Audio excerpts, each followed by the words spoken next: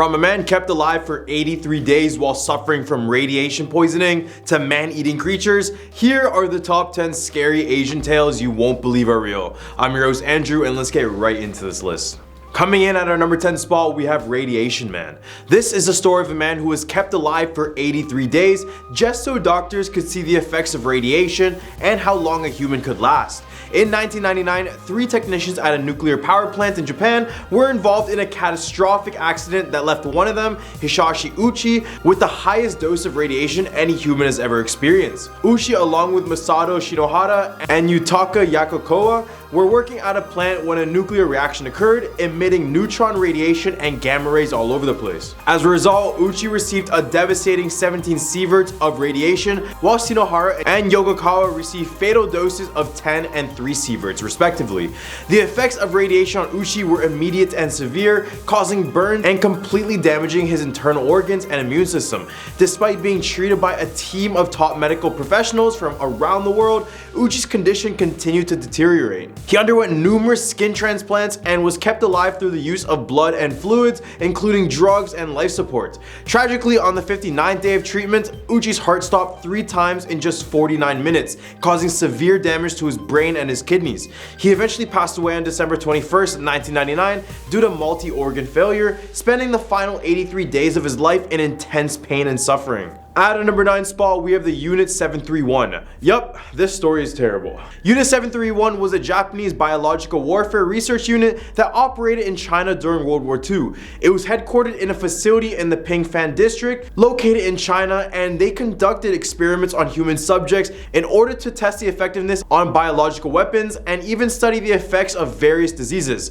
The unit was established in 1936 and operated until the end of the war in 1945. It was led by Shiro Ishii, a Japanese army doctor, and was composed of several hundred scientists and medical professionals. The unit conducted a wide range of experiments on human subjects, including prisoners of war and civilians, often without their consent or even their knowledge. Some of the experiments conducted by Unit 731 included infecting subjects with diseases such as the bubonic plague, cholera, and typhoid fever. They would also study the effects of frostbite by deliberately exposing subjects to extreme cold and performing surgeries on live subjects without any sort of anesthesia.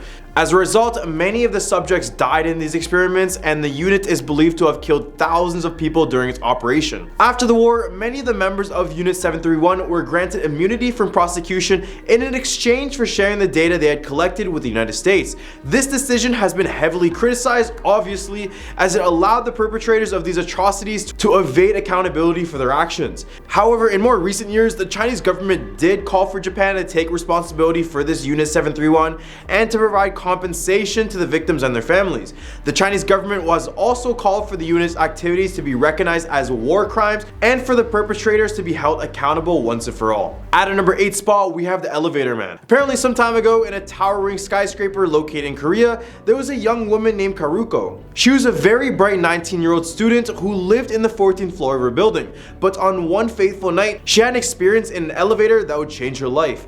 As the elevators began to close, a handsome stranger managed to slip his hand in order to stop them.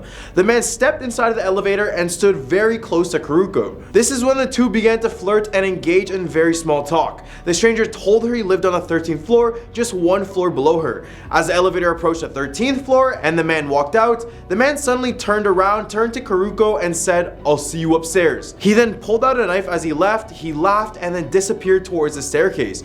The doors of the elevator then shut, leaving Karuko alone and afraid. As the elevator continued to climb to the 14th floor, Karuko frantically pressed every button trying to get it to stop. But it was all in vain. The elevator doors finally opened up on the 14th floor, and to Karuko's terror, she found the man waiting for her. She was tragically slain before she could even scream for help, and since then, many have claimed this is a true story, and it's said to be the explanation why elevators now have this stop button. Some even say that the man who killed Karuko still roams the halls of this building, trying to lure innocent people into the elevator with him. And also, there is a game I mentioned in a lot of my past videos which include this story, and this is basically the origin story to that. So if you ever want to know more, just search up the elevator game online and you can even play this yourself. At a number 7 spot, we have the P-40 ghost plane. In 1942, American radar detected a strange aircraft approaching their territory from Japan. Although it appeared to be an airplane, it did not have the typical markings of an aerial attack. The American military dispatched 2 pilots to intercept the mysterious plane. As they approached it, they discovered that the aircraft was a P-40, and they were surprised to find that it bore markings that had not been used since the Pearl Harbor attack. Additionally, they observed that the plane was in very poor condition, with bullet holes riddling the fuselage and the landing gear completely blown away. The pilots were amazed that the plane was even able to fly in the first place. However, they were shocked to find the pilot slumped in the cockpit, wearing a flight suit stained with fresh blood. When the pilots looked through the window, the pilot raised his hand slightly and turned toward them, offering a meek wave. Shortly thereafter, the plane crashed to the ground with a deafening roar. American troops arrived at the crash site but found no evidence of the pilot or any identifying markings from the plane. Researchers later found a diary at the crash site that helped them to determine that the plane must have come from Mindanao, which was an island 1,000 miles away. The rest of the story still remains a complete mystery. Some have speculated that the plane may have been downed over a year earlier and the pilot managed to survive on his own in the wild. He could have scavenged parts from other downed aircraft, repaired his airplane, and then navigated his way back to the homeland through hostile territory. However, the mystery remains as to how heavy the P-40 aircraft could have taken off without any sort of landing gear. Japanese records confirm that an American P-40 flew over Formosa on December 8th, 1942, but where it came, where it was headed, and how it even got airborne still remains a mystery. At a number 6 spot with the Maria Labo. Maria Labo was a woman from the province of Capiz in the Philippines who had a happy family consisting of a loving husband and 1 son. However, she decided to work abroad in England for the sake of her family's financial stability.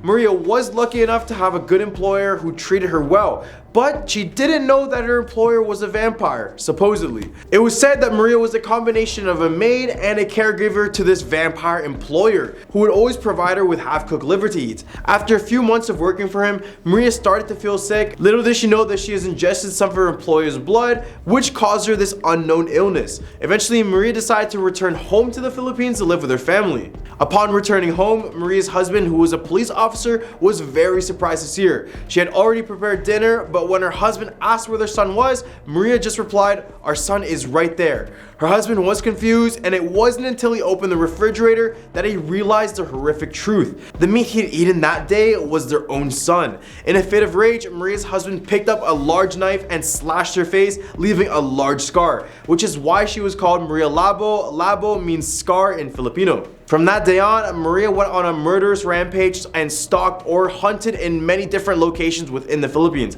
However, her husband continued to hunt for Maria because he just wanted to kill her and end all of this. It is also said that whenever Maria was known to be in any place within the Philippines, people would try to find and kill her in order to save her own children. So there would be this large hunt out for her and it would just be crazy. In the hub for our list, we have the Hello Kitty murders. Our story begins in May 1999 when a 13-year-old girl approached the Hong Kong police, claiming that a woman whom her boyfriend had helped to kill was haunting her. The police was initially skeptical, but when the girl described how a 23-year-old woman was brutally tortured and bound with electrical wire in a 3rd-floor flat on Granville Road 31, they knew they had to investigate.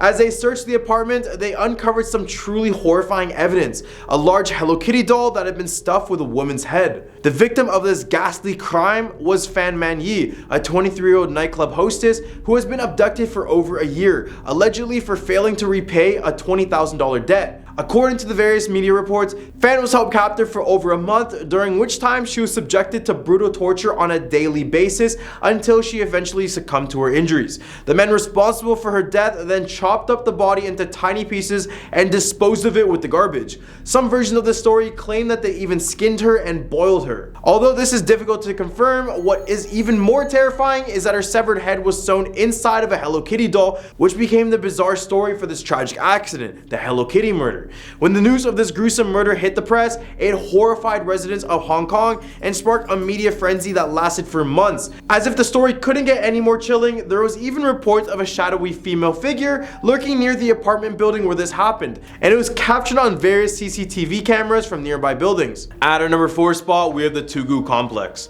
In the city of Malang are 3 schools who are in deep connection with the horrors committed in World War II.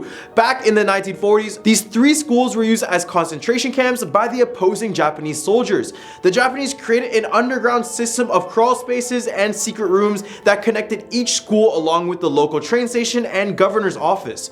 This would ensure accessibility everywhere. Legend says that 2 teenagers attempted to explore these tunnels and secret passageways, but after a short time, one student came out screaming while the other one was found weeks later in the train station in a trance-like state and unable to speak about the horrors he saw. Many believe it was the ghost of those who lost their lives there in World War II. Another occurrence is the bloodstains on the floor tiles in each of these buildings. And the odd thing is that workers say that removing these stains are nearly impossible, and some would even fall ill after completing the cleanup job, which is why they have stopped doing it completely. At a number 3 spot, we have the Orang Minyak. The Orang Minyak, or the oily man, is a creature that takes the shape of a man that is covered in a thick, murky black oil. It comes at the darkest time of night when it's almost impossible to see. It snatches young women in rural villages when they're sleeping, and this is why many people fear oil spills in the country, oddly enough.